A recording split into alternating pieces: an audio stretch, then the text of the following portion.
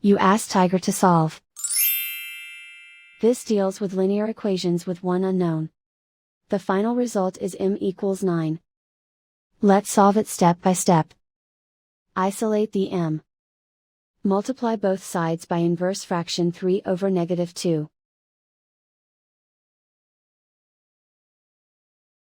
Move the negative sign from the denominator to the numerator. Group like terms. Multiply the coefficients. Simplify the arithmetic.